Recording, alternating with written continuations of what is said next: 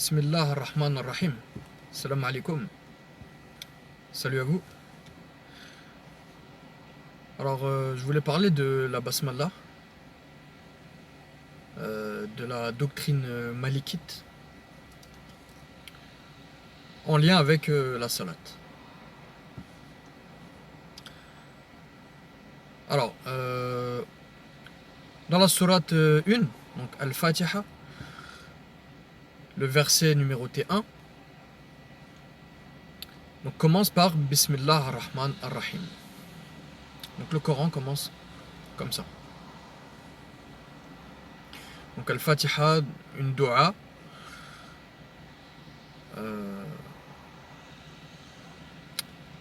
qu'on utilise durant la salat.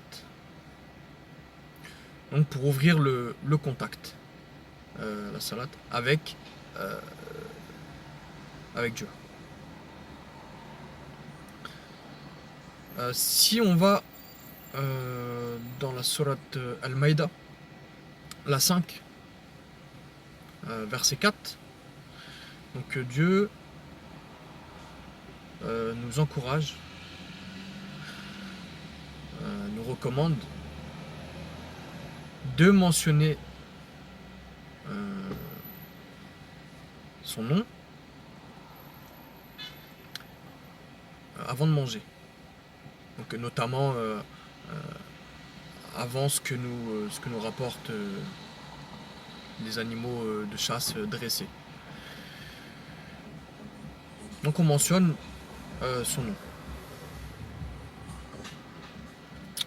Donc au passage, ces noms, ces attributs, donc, qui sont bien sûr des qualités.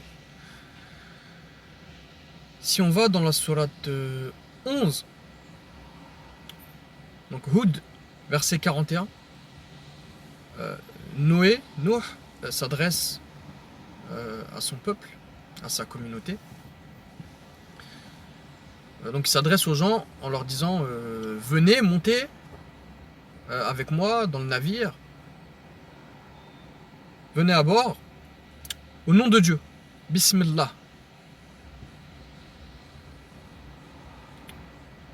Si on regarde dans la sourate Al-Naml, la 27, verset 30, Sulayman s'est adressé à la gouvernante Sabah en commençant par Bismillah ar-Rahman ar-Rahim. Donc il lui écrit une lettre, il commence par Bismillah ar-Rahman ar-Rahim. Si on va dans la sourate 96, verset numéroté 1, Ikra bismi rabbika, lis au nom de ton enseigneur.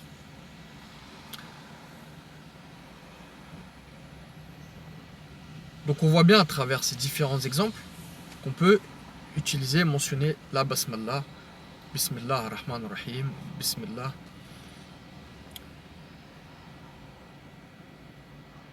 Et du coup, ce qui est totalement contradictoire avec la doctrine malikite.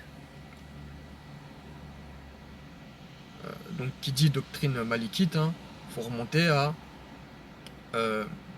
Malik ibn Anas, donc fondateur de cette école, de cette doctrine.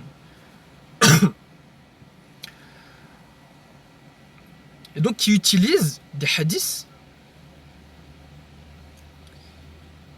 qui encouragent à ne pas mentionner la basmala.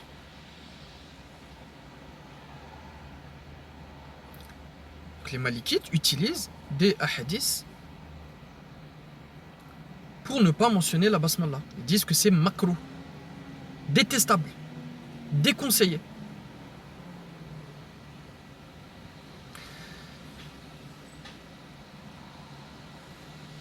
Et du coup, il y a notamment un hadith dans Muslim, donc bien sûr un hadith faussement attribué au prophète,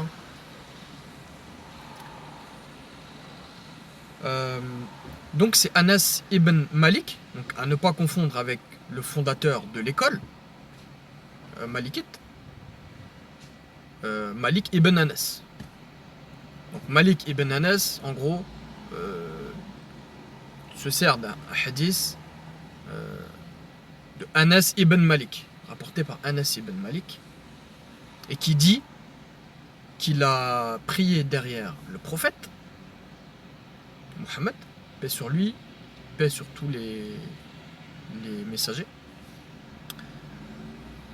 Donc qu'il aurait prié derrière le prophète, qu'il aurait prié derrière Abu Bakr, qu'il aurait prié derrière Omar. Alors du coup il n'y a pas Ali dans le hadith. Bon, je sais pas pourquoi. Bref. Et que donc toutes ces personnes-là n'auraient pas mentionné la basmala. Ils auraient commencé selon eux par Alhamdulillah Rabbil Alamin, etc. Donc, c'est dans le Muslim, dans le livre de Muslim. Toujours dans le livre de Muslim, cette fois c'est un autre type de hadith. Donc c'est pas un hadith classique, là c'est un hadith Qudsi. Donc c'est un niveau au-dessus.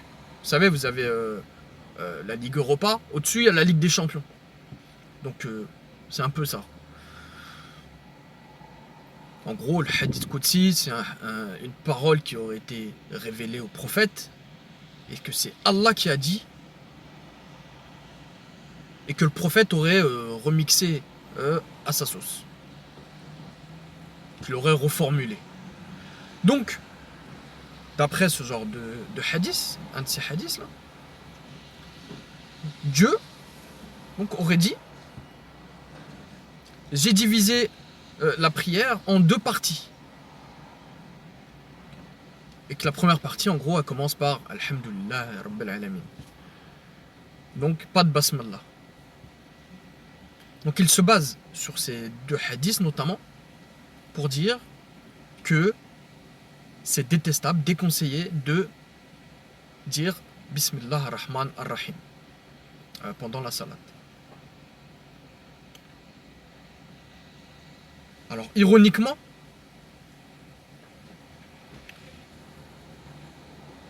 avant le développé couché, ça dit Bismillah ar-Rahman ar-Rahim. Pour démarrer la voiture, ça dit Bismillah ar-Rahman ar-Rahim. Pour encaisser de l'argent, Bismillah ar-Rahman ar-Rahim. Hein, tu vas au kebab, le commerçant il va t'encaisser, bah, tu risques de tomber sur quelqu'un, sur un maliki, qui te dit Bismillah ar-Rahman ar-Rahim. Bismillah. Allez. Bref, il y a plein d'autres exemples.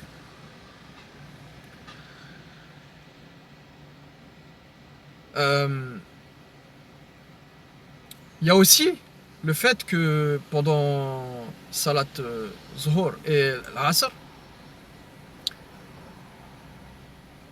là c'est plus la basmala qui est en mode muette, mais c'est Al-Fatiha carrément. Pas de Al-Fatiha pendant Salat Zuhur et l'Asr.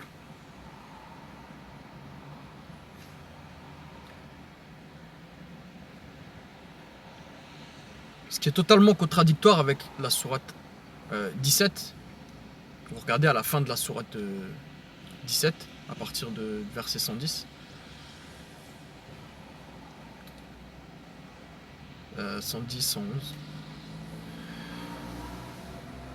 Où Dieu dit carrément que le ton qu'on doit utiliser, ça doit être un ton intermédiaire, un ton modéré pour la salat. Et donc la doctrine malikite est en totale contradiction avec ce verset, puisque Dieu il ne mentionne pas la basmala muette, et carrément al-Fatiha lors de Salat Zuhr et l'Asr.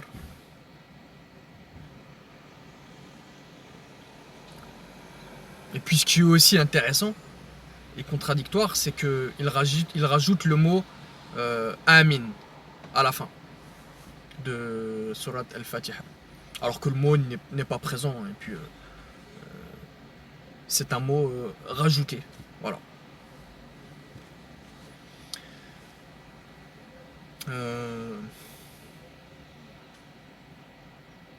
Bah, je crois que j'ai fait le tour de ce que je voulais dire.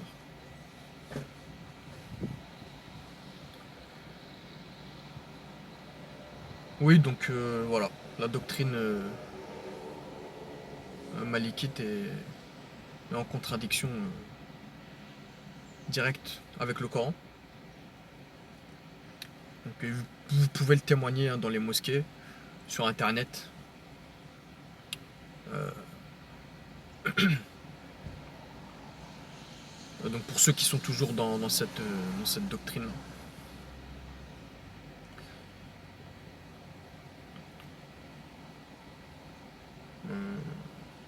D'ailleurs, en parlant de Malik Ibn Anas, il y a une école, il y a un établissement scolaire dans le 93, Villepinte, qui porte ce nom.